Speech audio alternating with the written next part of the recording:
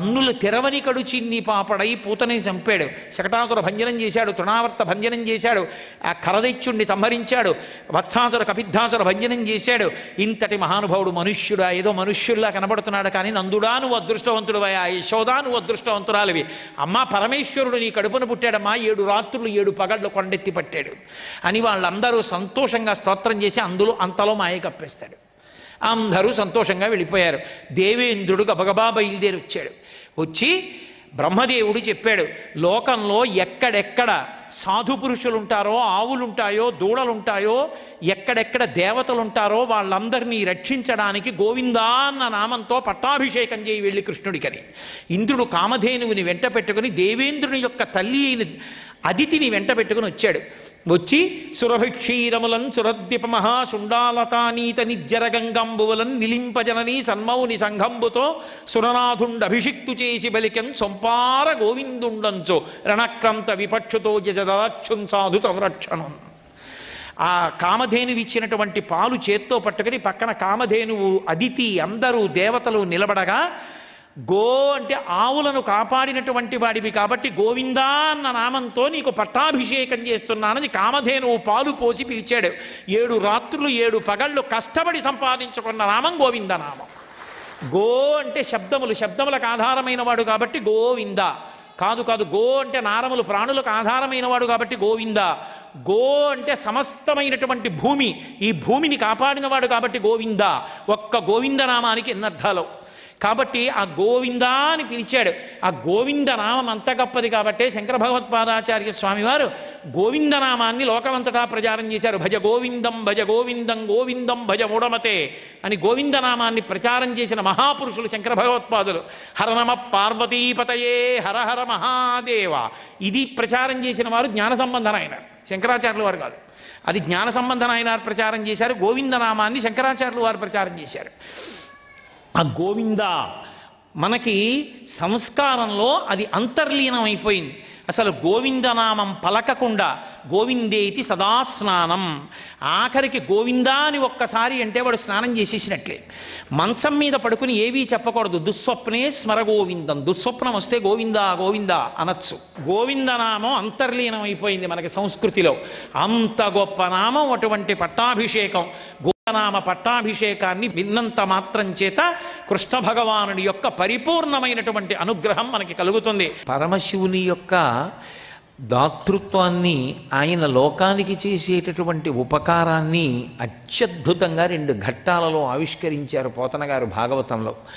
2 ఒకే స్కందానికి చెందినవి కాకపోయినా పార్వతీ పరమేశ్వరుల యొక్క దాంపత్యము మనకి తల్లిదండ్రులుగా ఎలా ఉంటుంది అన్న విషయాన్ని పరమాద్భుతంగా ఆవిష్కరించినటువంటి ఘట్టాలు.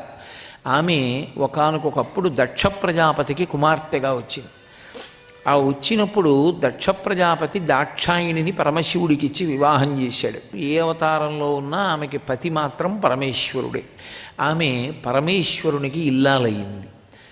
వాళ్ళిద్దరూ సంతోషంగా ఉన్నారు. దక్ష ప్రజాపతి కూడా సంతోషంగానే ఉన్నాడు. కానీ ఒక్కొక్కసారి అహంకారం అనేటటువంటి దానికి అవధి ఉండదు. అది ఎట్నుంచి పుడుతుందో, ఎందుకు పుడుతుందో, పుట్టిన అహంకారం ఎంత ప్రమాదకరమైనటువంటి పరిస్థితికి తీసుకెడుతుందో చెప్పడం కష్టం.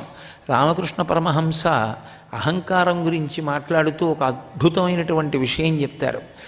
ఎద్దు హంబా అని అరుస్తుంది. బెంగాలీ భాషలో హంబా అంటే నేను అనిటే, నేను అని అహంకరించింది కాబట్టి ఎద్దుని బతికున్నంత కాలం కొరడా దెబ్బ తింటూనే ఉంటుంది.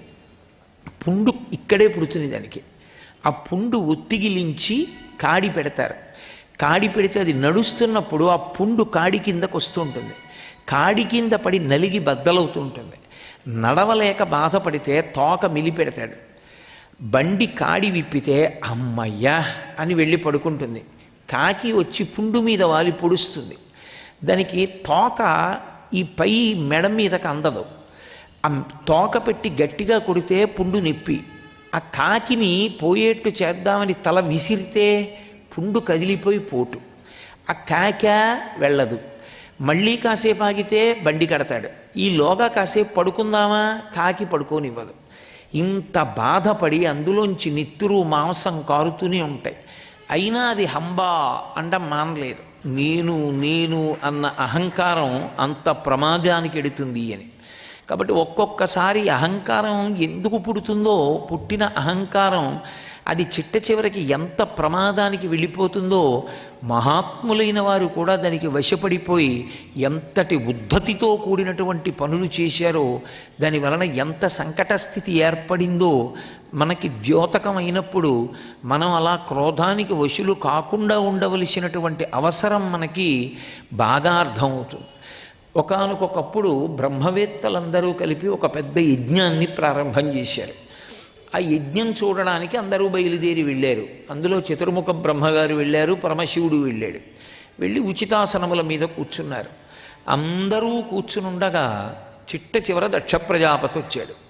దక్ష ప్రజాపతి వచ్చినప్పుడు ఆ తరణి సమాన తేజుడగు దక్షుడు వచ్చినా అన్నారు పోతన గారు.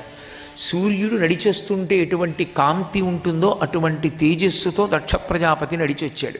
సర్వం శ్రీ ఉమామహేశ్వర పరబ్రహ్మార్పణమస్తు. స్వస్తి.